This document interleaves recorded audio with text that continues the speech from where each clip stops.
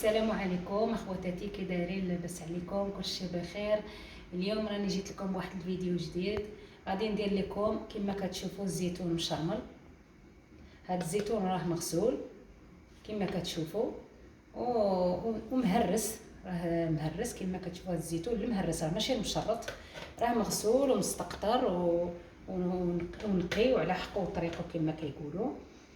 المهم هذا الزيتون كنسحقوا له هذا الربيع مقرض، كنسحقوا له الهريسه كما كتشوفوا، والكمون، البزار الاحمر، والملحه.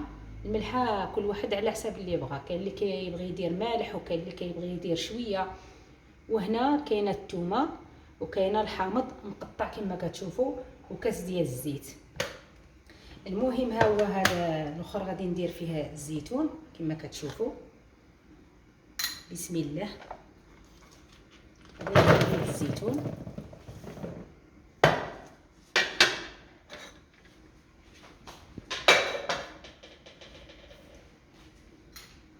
كما كتشوفوا. ها راني درت هنايا الزيتون، راه كما قلت لكم راه منقي ومستقطر وكل شيء. غادي نزيد عليه دابا الربيع،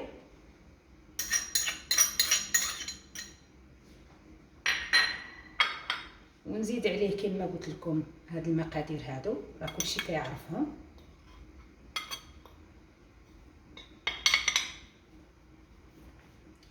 هاد الزيتون راه كيجي تبارك الله، كيجي مزيان وكيجي بنين وكيجي جربوه وغادي ردوا عليا الخبر. وما تنساونيش اخوتي واخواتاتي، ما تنساونيش بالابوني.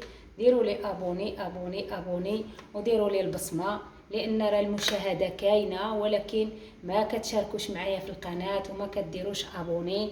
نتمنى منكم ديروا ابوني وتشاركوا معايا في القناه ستوكهولم 24. ايوا هذا هو. ودابا كما كتشوفوا رانا درنا العطريه، ها هي كما كتشوفوا. دابا غادي نزيد الثومه، وغادي نزيد الليمون حامض مقطع صغير، وانتوما وعلى حسب اللي الزيتون اللي عندكم. كاين اللي عنده كميه كثيره كيدير كيضاعف المقادير، كيدير المقادير كثيره، وكاين اللي عنده الكميه صغيره كيدير على حسب المقادير صغيره، على حسب الزيتون اللي عندكم نتوما. المهم دابا غادي نزيد هنايا هذا الليمون الحامض ونزيد الثومه حتى هي كما كتشوفوا هنايا هانتوما.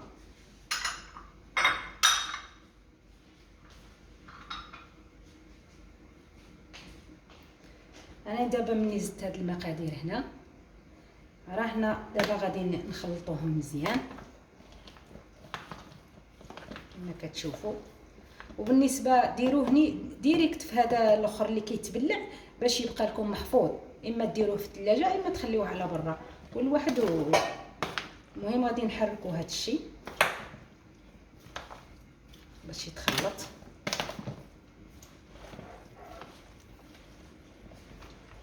هذا الشيء مزيان باش يتخلط الثومه. وصدقوني يا خوتي يا خواتاتي، هذا الزيتون راه كيجي رائع رائع. دابا تجربوه وغادي تشكروني عليه بزاف. خلطوا هاد المقادير مزيان تتجانس مع الزيتون.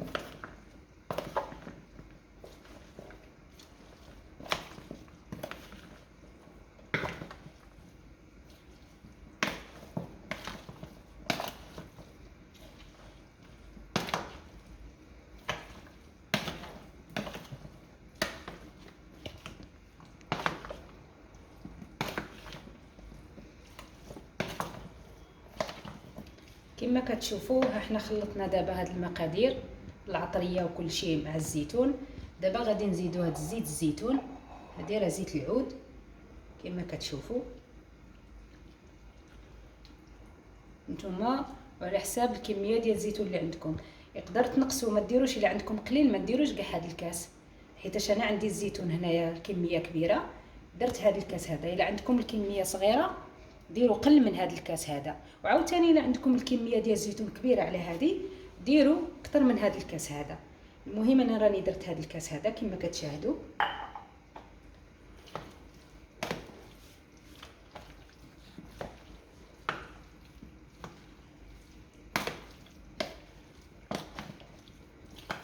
غادي نخلطو مزيان مع زيت الزيتون، نحركوه مزيان باش تجانس كاع دوك العناصر يدخلوا فيه، ديك العطريه والملحه الهريسه غبره خوتي، راه ماشي الهريسه المطحونه هذيك العاديه ديال هذه، راه الهريسه الغبره باش يدخلوا فيه كامل المقادير. المره الاخرى ان شاء الله غادي نصاوب لكم الهريسه اللي كتصاوب، هذيك الهريسه الجاريه المطحونه ماشي الغبره، ان شاء الله في الفيديو اخر غادي نصاوبها لكم ان شاء الله يا ربي الا بقينا في الحياه. وصدقوني هذا الزيتون راه كيجي رائع جدا، غادي تجربوه ان شاء الله، يجربوه العيالات وغادي يعجبكم ان شاء الله. وغادي نبقى ان شاء الله ندير لكم وصفات اخرين ان شاء الله يا ربي، ندير لكم، ونتمنى من الله يعجبكم كاع الوصفات اللي كندير لكم، ونتمنى ان شاء الله تشاركوا معايا في القناه وتدعموني وديروا لي ابوني وتخليوني ان شاء الله نزيد ان شاء الله نعطيكم وصفات اخرى ونعطيكم حوايج يعني شلا ما يتعطاو شلا ما هذه غير البدايه اخوتي خواتاتي. نتمنى من الله يعجبكم هذا الشيء اللي راني كندير لكم. المهم اخواتاتي يمكن هذا الفيديو على حساب العيالات، الرجاله محاش ما عندهم مع هذا الشيء ديال الزيتون هذا الشيء واقيلا غير ديال العيالات هذا النهار. المهم حركوه مزيان، راه كيبقى لتحت، يقدر تبقى لكم العطريه لتحت هنا، على داك الشيء علاش خصكم تحركوا مزيان باش يتخلط كل شيء مع بعضياته وينسجم كل شيء.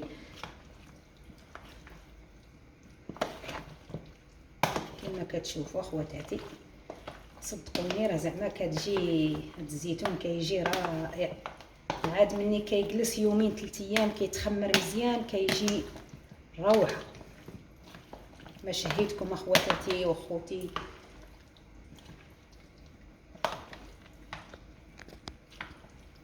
وبالنسبه لليمون الحامض يقدر تزيدوا اكثر من داكشي اللي درت انايا، اللي كتبغيو الزيتون يكون حامض يقدر تزيدوا مثلا ديروا ليمونه، لانني انا درت غير نص ديال الحامضه، تقدر نتوما ديروا حامضه ولا ديروا جوج على حسب الكميه ديال الزيتون، انا درت غير نص ديال الحامضه حيتاش ما كناكلوش الحموضه يعني الليمون بزاف.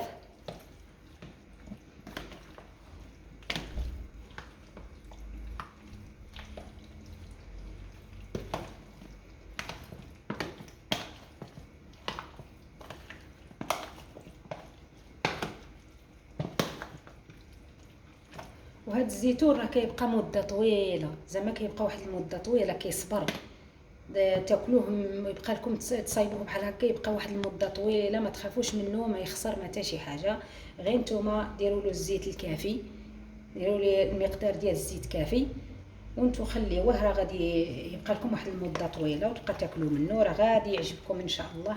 غير نتوما جربوا الوصفات اللي كنعطي لكم ونتمنى من الله يعجبكم ان شاء الله يا خواتاتي كاملين اللي كيشاهد الفيديوهات ديالي وكيدخل يتفرج في الفيديوهات ديالي. نتمنى من الله يعجبكم هذا الشيء اللي كندير لكم.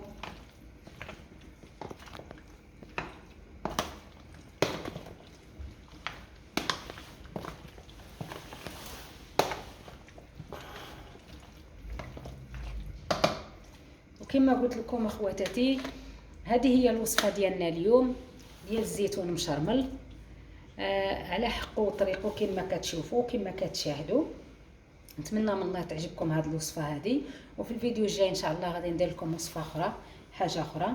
وراه صدقوني راه كيجي هذا الشيء زوين بزاف، واللي جربوا غادي يرحمني وادعيوا لي ان شاء الله، كاع اللي جرب هذه الوصفه يدعي لي ان شاء الله.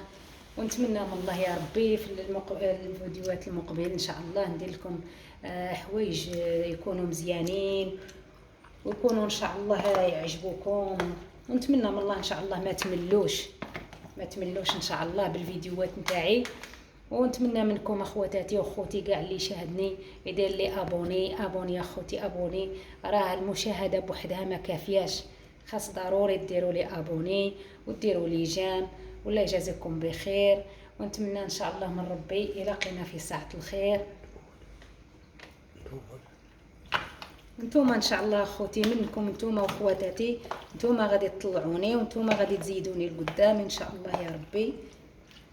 وكما قلت لكم هذه هي الوصفه نتاع اليوم، الزيتون مشرمل. نتمنى من الله ان شاء الله يعجبكم. ايوا هذه هي اخوتي، ونخليت لكم الراحه والهنا، ونتلاقاو في فيديو جديد ان شاء الله، وتكون وصفه جديده. وهذه هي المشاركه، اتمنى ان شاء الله تشاركوا معايا في قناه ستوكهولم 24. وهذه هي اخوتي اخواتاتي، خليت لكم الراحه والهنا، والسلام عليكم.